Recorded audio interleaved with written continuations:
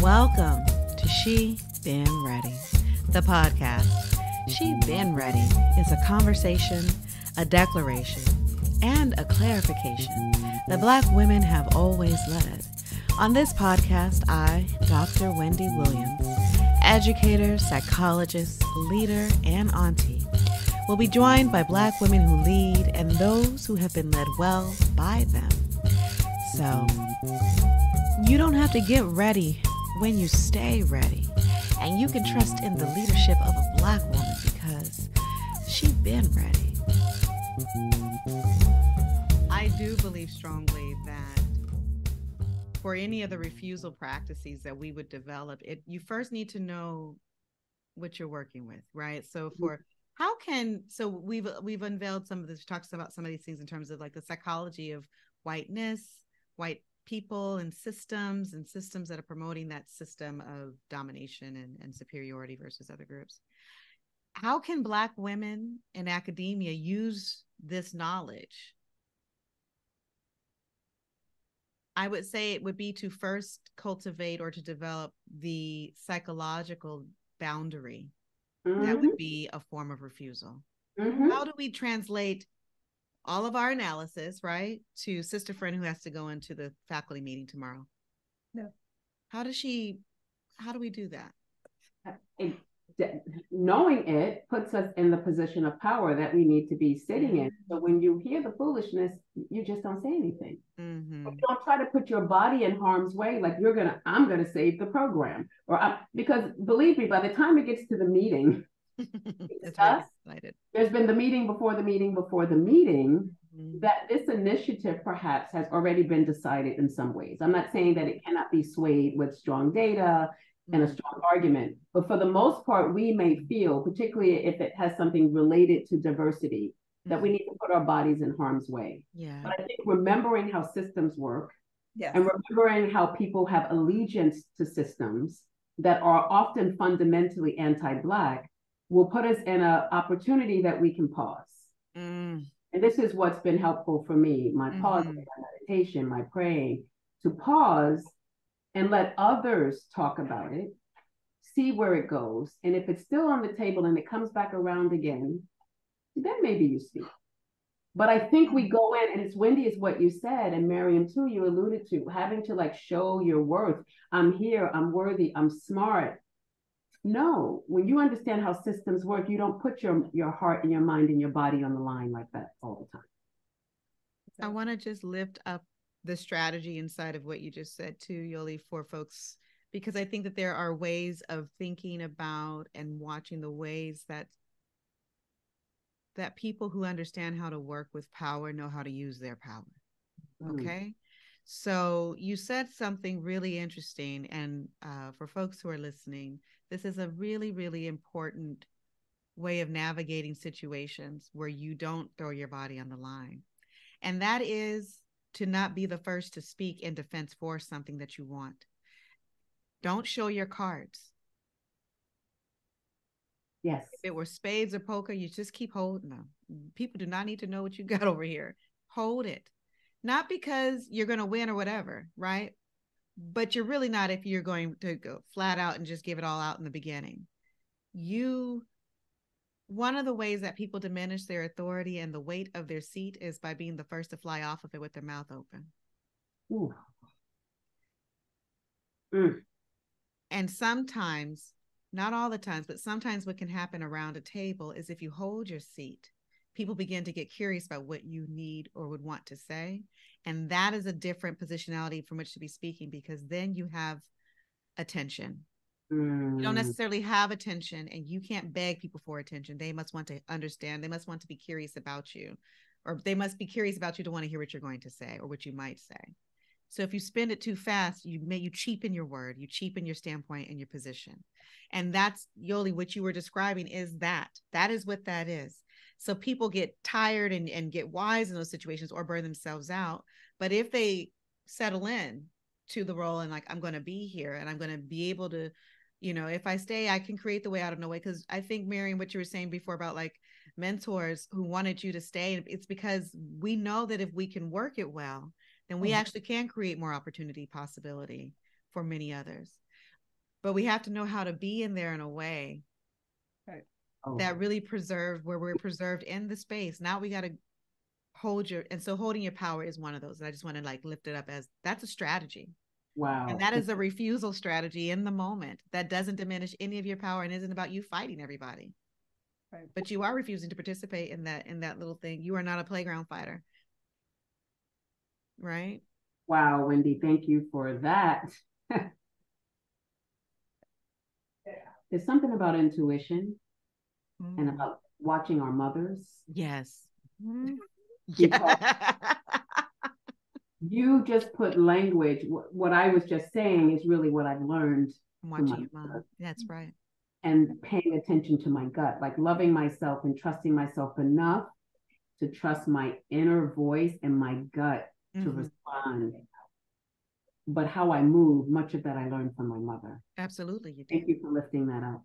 Absolutely. Well, I think we have to remind ourselves to stay connected to ourselves, right, in our communities. And we can talk about history and all the ways in which, right, that has been taken from us, right, in terms of just thinking about like migration and how my mother's generation, right, lived closer together than now, you know, families are sort of spread apart, get into all of that. But I think as we talk about the boulders and the marbles, et cetera, right, the strategy for me also is ensuring very intentionally that we have the space so that we can be reminded of what we've learned from our mothers and the other Black women around us. Because if we're busy, you know, trying to kick the marble out of the way and push the boulder up the hill and all the, you know, and navigating all the other demands in front of us, we'll miss it, right? If we just continue to try to put our heads down and keep going, you'll miss it. And that's where, Wendy, I think, as you alluded to earlier, the kinds of strategies that folks may adopt are more health compromising, right? Are more, you know, sacrificial in some ways. And so that for me, it has been a really important piece, are the spaces and places being able to intentionally, one strategy that I learned watching 2 Black women faculty members is like, put it on your calendar. It's a meeting. You have meetings. You have to have meetings.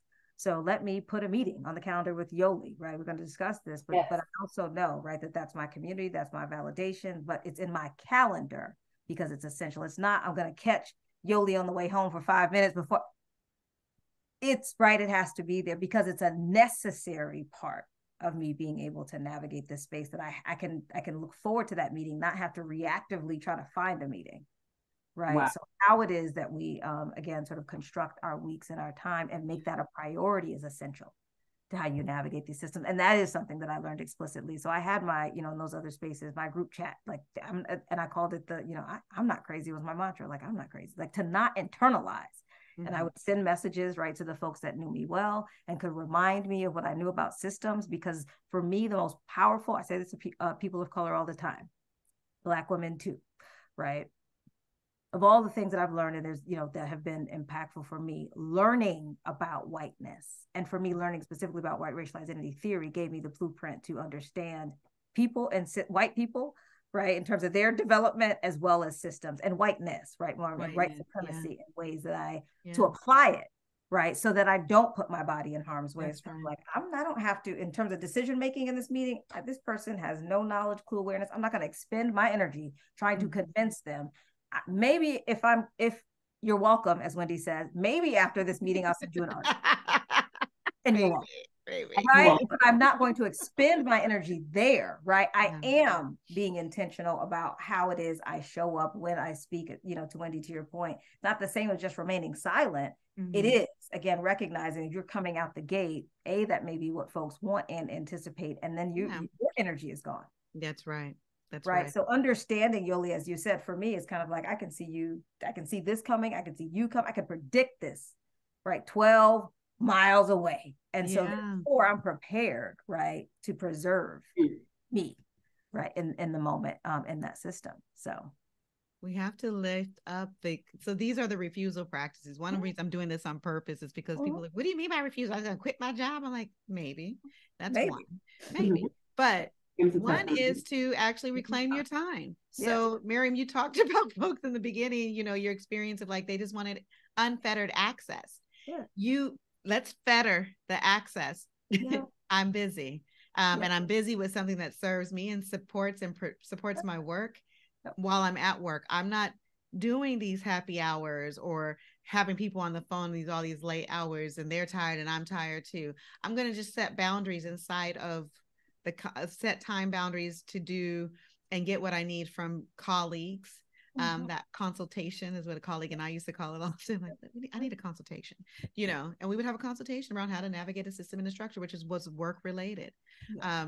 I would also want to lift up another way of thinking about refusal, which is we got to find out the source, like who's kicking that barrier, who's kicking that marble, that rock down the boulder down the road, where's this coming from? It might be important to, when an unidentified flying object comes out, we don't just toss it out. We actually bring it into the lab and try to figure out, well, where did this come from? And I think that part of it is to, response reaction. There's a loss of power and energy exerted into that, rather than be like, somebody brought something over here. You brought this over here. Did you mean for me to have it, or do you want to have it? And have that exploratory conversation with people. And that's actually, for me, it's another type of refusal, because it's making the implicit explicit for people who are doing implicit things and calling it implicit bias, that they're doing on purpose and explicitly. So I just want to name these as, again, it's like, these are the types of strategies. It's not because it stops the behavior, but what it does is it disrupts the automaticity of the behavior and the taken for granted idea that this is the culture that we're in. Well, let's look at the culture. Like, sometimes we can just look at the culture. But I do realize too, that we've all been socialized in it, because we go to school in it. And then as Black people in academia, we go into the workforce in it. And I think that it's in that we've learned to subvert and to be subservient to this thing, to put our heads down and get by to get the degree. And then we're still in that posture when we go get a job. And we don't realize, I don't think, just how much they need us to be there. They really do. Wendy, I'm having a meta moment, Wendy and Miriam, like a moment of thinking about this moment that we're in. And Wendy, this is an idea I have that I think would be so powerful. Like your book, Refusal and Recovery, matched with She Been Ready podcast episodes, is a course. It can be an asynchronous course. Miriam's like, I told her that 5 years ago. Okay, so I'm so glad I didn't know it. And I'm having this meta moment. Yes. Universe. Come on, universe. That's all I'm saying. Of course, asynchronous, have people sign in, buy the book, then listen to this podcast, do these exercises. And this is a form of healing. It is. It's a form of passing on this and practicing this wisdom, so that we can pass it on in a very different way that is not theoretical, that is all based on. I have already said yes to the universe. You need to know I'm working on it. I know. But Miriam beautiful. is always in my face about it. You said this, Miriam, tell me. She has. In almost those exact words, right? In those exact words. Yes. Indeed. No, I agree. I'm going to tell a story about, my research is focused on Black girls, and I interview them a variety of things. And one of the most powerful conversations and findings, right, for me, was listening to adolescent Black girls in 9th grade talk about how, of all the folks around them, how they learn to prioritize themselves or not, right? To take care of themselves or not, was based on what they saw from the Black women around them. Even if those relationships weren't, they were like at 99.9, 100% of the time. And what they then said to me was, in looking at the Black women, right, in our families, our aunts, our moms, our, neighbors, whomever it is, we see them not taking care of themselves. And so even if we know that we maybe need to do something different, we're likely just going to do what they did. So the course is necessary to disrupt sort of generations that have been internalized. Like, have we integrated, think about integration, and folks have been trying to survive these systems, and they may have been the first and the onlys, et cetera. It requires some disruption for us as well. And so I think they're necessary conversations and strategies, to your point. Like, how do we do this? Because that's what I hear, right, from my colleagues and peers, is like, I just need somebody to help me understand how to do this, and so that we don't end up as casualties. Right, especially as it pertains to our health, because I was interviewing, these young girls for years. I loved it, right? But that was so powerful to me, because it was just like, listen, we looking at y'all, This is how we gonna learn what to do with that, how to prioritize our health, our physical health, our mental health, etc. And what we are not seeing is the Black women before us. They are not taking care of themselves in ways, right? And we may learn different things or hear different things from folks about what we need to be doing, but we're paying attention to Black women. So as we think about actually doing generations, yes. So think about the power. Your research, but just a quick testimony is I began meditation a few years ago, back in 2018, going to a 10-day Noble Silence retreat. And, I try to introduce my daughter to yoga. She sees me practice. She sees me meditating. And I'm saying, nah, I don't want to do it. I don't want to do it. She goes off to college. This is her first semester. Guess what one of her classes is? Meditation. Good for her. And good for mom. I'm making correlations and causations. I'm making all kind of connections, but I do know that influenced. Absolutely, it did. Absolutely, it did. So we've been lifting up some of the refusal and recovery strategies. Are there that are just coming through our storytelling and our sharing? Are there some explicitly? Well, maybe this is how we will close ourselves out in a way. Tell me your favorite refusal strategy. What do you do? What do you use? Have you shared it already? And if you've shared it already, that's fine. I've got a couple. Oh, hey, yes. What I wanted to go back to, because Yoli used this earlier, is I think Yoli used the language of confronting your colleagues. Heard them talking about you, and when you alluded to it as well. So I want to uplift that as well in terms of the disruption. It's when we're able to speak to, right, the ways in which folks around us attempt to slight us or talk about us, and just to sort of say, like, I heard that. Wendy, I think your example was, well, what is this, right? You want it. That for me, absolutely, it sort of lets folks know, puts people on notice, right? As my mom might say, people on notice, right? That I see this, I see you.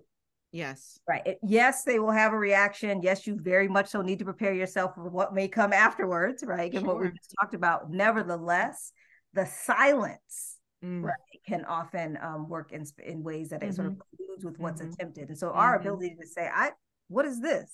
Yes. I see this. I heard you. Yeah. Versus just to sit with that and internalize it and to sit with the pain of it is a refusal strategy. That's one for me. The other is, I mean, there's a lot of rhetoric and sort of talk around, just showing up as our authentic selves. But let me give a very specific example. My voice has always been my voice, right? You can stories about me as a child. In other words, like this people will say they have a very direct, right, kind of voice. And I remember being in like a leadership development program in my early career, another woman of color who's like, when I give presentations, I try to have just a lighter sounding voice because I know the stereotypes of Black women and I don't want to make anyone feel this is who I am. And so the ability, right, for me, it's to show up and to speak directly. And I share this in my, Psych of Women classes, right? It's for all, thinking about all the things, but for me, the unapologeticness of like, this is my voice, this is who I am, this is what I have to say, and there's no way I'm going to shift, right, the intonation of my voice or the statements, right, in an effort to make you more comfortable in that regard. And that takes a level of intentionality because we're very much so, right, critically aware of the stereotypes about Black women and do find ourselves, right, in certain ways, or maybe have had to in certain ways, right, across our lives, find ourselves in moments where we may shift. And so for me, being committed to myself and knowing myself also means you're just gonna have to be uncomfortable with what I just said. Right. Because the discomfort in the tone of my voice is about you, right? Right. So that I will never forget that, because I was like, I'm not doing that. Make my voice lighter. Yeah, that's crazy. But when you say prepare yourself to live with the consequences, there are also big consequences and prices to pay when you have disappointment in yourself for not showing up for yourself. I don't know about you, but it's always the worst feeling ever. Absolutely. Is there a psychological? You so much better than me is something that my best friend said. I'm sorry. No, I was saying, what makes you, one of my best friends years ago said to me, you have to think to yourself, what makes you so much better than me? So as we think about, again, the discomfort, right? Is your silence and you living with your own, right? So the consequences of your own discomfort. Why would you prioritize the feelings of someone else over you, right, over your own, and not think, right, that there are consequences to you, Wendy, to your point, right? And showing up differently or acquiescing, right, to make someone else comfortable. So it is also recognizing that there's a consequence to you and asking yourself, like, why would I do this in the service of others who, again, by design, are not, they have no regard or have little regard, right, for me. See, I would call that like, and this is nodding to Patricia Williams, certainly, and Bettina Love, talk about spirit killing and murdering that happens in schools, but is that a self-inflicted kind of spirit murdering? And I'm wondering, is there a psychological term that comes to mind about when people do that, when they put others before them, or they shrink, they shrink so that others can maintain whatever status they feel that they have, or is it just straight up fear? I think fear is probably the motivator. I don't know. I'm thinking of like martyring yourself for others, but I think that that's still a little bit different, because with martyring, there's something you get out of it in terms of being seen as the person who sacrificed. I'm not sure, Miriam, if you I don't know of a psychological term for that. I think I'm with you. For me, I'm more looking at kind of the origins, which again, for me, kind of come back to this, internalization. Different kind of systems, and it is, it's kind of like you begin, yes, ultimately devaluing yourself, right, in the service of others. But for me, the origins, right, and the motivators may be around, yes, the fear of, well, if I don't do this, what are they going to do? But that's all, right, prioritizing someone else. So for me, I conceptualize it sort of thinking about the sense of self, right, and identity, and for folks who are not connected, right, haven't defined for themselves, right, who they are, then they're vulnerable and really access to internalizing, right, all of the impositions, right, and perspectives and attitudes and beliefs of others, which we know are certainly steeped, right, in gendered and racial stereotypes as we think about Black women in particular. Thank you. So it sounds like know thyself and also love thyself. Yes. Love thyself. If I love myself, I'm not going to be doing this. No. Myself. Yeah. To offer my, what comes to mind is, depending on where you are, like let's say if you're an assistant professor, you might not feel so strong in saying no, because the system really wears down on you so much. It's hard to say no. But what I did learn how to say early was not now. Thank you so much for thinking of me, but that wouldn't be good right now because I am X, Y, and Z. Now that I'm at a different state, I just straight up say no. Right? Because here's the thing, the requests are going to keep coming. That's correct. It's going to keep coming. So when you know yourself and you value yourself and you love yourself, you don't feel like, oh, I better say yes because I might not get an opportunity to show all of this. So for those who are not very comfortable for various reasons, and you feel you can't say no right away, say not now. And let that be the path to saying no. And the other thing I'm thinking about this refusal and recovery is really what a lot of what we talked about when we talked about systems. I talk a lot about archaeology of self, but we need to perform archaeology on institutions. Yes. And I think if we can have that practice, engaging in archaeology of institutions, that would lead us to a level of knowledge and awareness that will allow us to not do the things that are a knee-jerk reaction, like you said, Wendy, being the first to speak in the meeting. So I would want to see us engage more in archaeology of self, knowing thyself, loving thyself, archaeology of institutions, Miriam, all the things you talked about in terms of understanding white racial identity and white and all of that for the benefit, but moving in a very different way. Yes. Oh, yeah. Yes. The key. Yes. Ashe.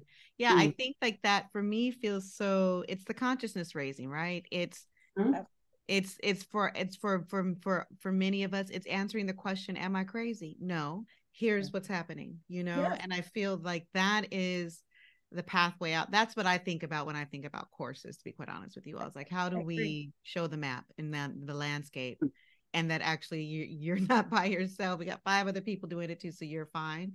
And there is a way to navigate, because the reality is that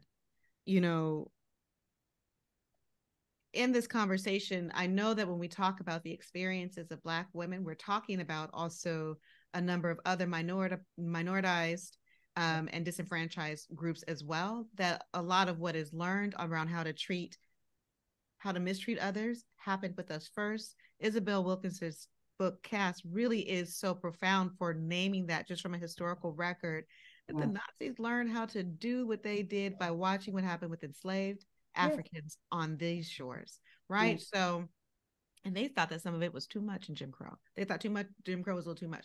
So there's that. But I also, so just wanting to really name and being inclusive in that way, and also in the ways in which identity is complex and intersectional. And that we really have, I think, a real core opportunity and responsibility for, as Black women, to name and state a thing, because by virtue of when we take pride of place for being some of the least respected, least protected, is that we actually have a moral authority in the position of those seats, not to romanticize, but just to say a thing. And so in that space then comes the thing for us re-articulating what is a vision for expansive, liberatory, joyful work. Because we still do find meaning for ourselves in the works that, we are all spiritual beings, droplets from one divine source, and are here to do particular things, calling and responding to our calling of our gifts to manifest here. And that gets distorted in this mess. And so the refusal for me is really refusing your distortion of my gifts. Like God-given gifts are not yours to exploit. You don't have unfettered access, and you don't get to say how I use it. I say how I use it. That is, and I think all of that without also falling into the opposite end of this like really crazy responsive narcissism, right? That can happen because we have to try to be so many other things that we and are trying to be responsive to so many put downs that then we overinflate where we actually just are. This back and forth, the invisibility, the hypervisibility. Can I just be right here? And I think that there's a way of being right here with your gift and right here with your presence and with the magic that we all are given some to spread out here. But I really do think that there's a way of speaking into this space around what is liberation, what is liberatory praxis for Black women in leadership in particular. And what are then the ways that other folks who I know are watching, because they tell me they're watching me, and they're not just other Black women, they're watching because they know, similar to how we watched our mothers, because I learned a lot about leadership from my mother, auntie and grandmother as well, and how to move despite people trying to clip those wings. That's what you learned, that there are other people watching that too, because maneuvering with that is different than maneuvering if you are, the white guy at the front of the room. I interviewed somebody for my podcast yesterday, and she said sitting in the back, and she also called up her grandmother and mother, sitting in the back of the room where nobody's calling on you, you see the whole thing. And so you know how to move in that space, versus when you're sitting in the front of a room and you don't know what's going on and everybody's calling on you. You don't even know about these other landmines and dynamics. And that's where I think training at the School of Stronger, Faster, Smarter does for you, because you just have skills and strategy that other people have not, they don't even know about that. They don't even know about those kind of landmines. They have no idea. Right. They have no idea. The power of being at the margin where you can enter in a different way. And I think the author, I want to say Olga, anyway, many years ago, I came across this book, From Center to Margin. Yes. Right, of saying that, we want to be at the center. We don't want to be on the margin. The margin gives you Yeah. Final words, final thoughts. Gratitude. Oh. Deep gratitude. In fact, I bow to you, Miriam, and I bow to you, Wendy, deeply. A deep bow for your wisdom and your brilliance and your love. Thank you so much for inviting me into this conversation. Thank you. Oh my goodness. Yeah, I think for me, the final thoughts are community. I think if I had one word, right, that we can't do this work. We've never done this work alone, right? The work of of refusal, even recovery. And so just reminding us, especially when we are often in spaces and places we're the first or the only, that we have to intentionally be in community and not forget the strategies that our ancestors taught us. And that is one of them. So for me, right, this space as well, right, being in community to help hold one another and have this conversation, but certainly for others, right, that reminder for me has been essential in my ability to not just survive, but thrive, right? Yeah. Well, final words for me is, obviously I have to do this course. Thank you again. But truly, I will. But truly and seriously, it is to lift up the names of the women who inspired this conversation. Joanne A. Epps, who was former president of Temple University, and Dr. Arinthia T. Montague, who was the president of Volunteer State Community College. The story of their loss of life, frightened, upset, a lot of us. I got a lot of texts. I got a lot of messages and people forwarding me the articles, and it startled us. I think it was a very loud call to the fact that we cannot go on as we've been going on. And so I really want to just articulate and lift up their names and gratitude for their life and gratitude for an attention that we can give to them, and to the two of you for the space that we make to reflect. We are a few months out, and this will be shared, in the new year. But I wanted to, and it felt important to actually have space to digest what happened, and to do so in a way that could allow me to reflect on what it meant to me, for me, but also what it means to us, for us. And so doing that in community with the two of you, because the community is so critical, it's just been such an incredible blessing. So thank you so much for your time today. All right. Okay.